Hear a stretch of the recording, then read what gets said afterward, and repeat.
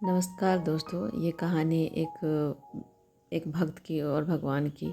एक भक्त था, वो रोज़ मंदिर जाया करता था और बिहारी जी के उसे दर्शन नहीं हुआ करते थे। उसे सिर्फ एक जोत दिखाई देती थी और बाकी लोगों को वहाँ पे क्या दिखते थे, वहाँ पे बिहारी जी के दर्शन हुआ करते थे। सब लोग यही कहते थे कि आज बिहारी जी के दर्शन श्रृंगार कितने अच्छे से किया है उन्होंने और उनका बहुत मनमोहक है। ये जो भक्त था, इससे बहुत वो क्रोधित होता था और कहता था सभी को दर्शन हो रहे हैं पर पता नहीं बिहारी जी मुझे क्यों दर्शन नहीं दे रहे हैं। इसी बात को लेके वो बहुत बहुत परेशान हुआ करता था। उसने एक दिन ये जिद ठानी कि अगर प्रभु मुझे दर्शन नहीं देंगे बिहारी जी तो मैं आत्महत्या कर लूँगा, मैं मर जाऊँगा। ऐसा कह के उसने वो अगले दिन और वो चला गया। तो बिहारी जी फिर उन्होंने क्या किया कि एक वो कोढ़ी के सपने में आया। कोढ़ी के सपने में आया और उसने कहा कि एक भक्त है, तुम क्या करो कि उसका पैर पकड़ लो, तुम्हारा जो कोढ़ जो है वो तुम्हारा ठीक हो जाएगा। वो कहना उससे कि वो बिहारी जी उसे ठीक कर दे। उसने ऐसा ही किया और ये भक्त जो था ये खुद ही इधर बहुत परेशान दिख रहा था। तो वो जब गया मंदिर की तरफ जा रहा था ये भक्त, वो कोढ़ी आया और उसका पैर चरण को पकड़ लिया उसने।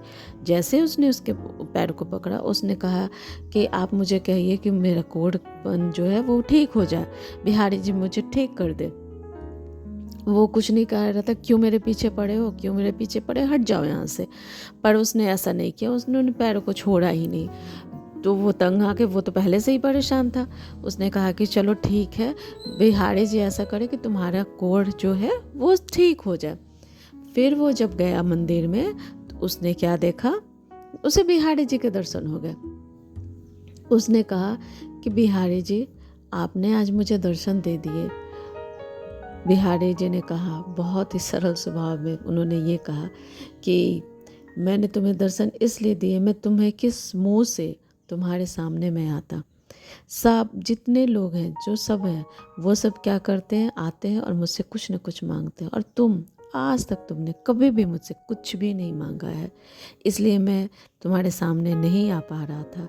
आज तुमने उस कोढ़ी के लिए जो मुझसे मांगा है, इसलिए मैं तुम्हारे पास आया हूँ। दोस्तों, हमें यही शिक्षा मिलती है कि भगवान जो है वो भक्ति देखते हैं और विरक्त भक्ति, मतलब हमें कुछ उनसे मांगना नहीं चाहिए, भगवान खुद में खुद ही समझते हैं। तो ये थी हमारे भगवान और भक्त की कहानी। आप लोगों की कैसे लगी ये मुझे बताइएगा। अगर अच्छी लगी हो तो प्लीज़ लाइक एंड सब्सक्राइब करिए। जय बिहारी।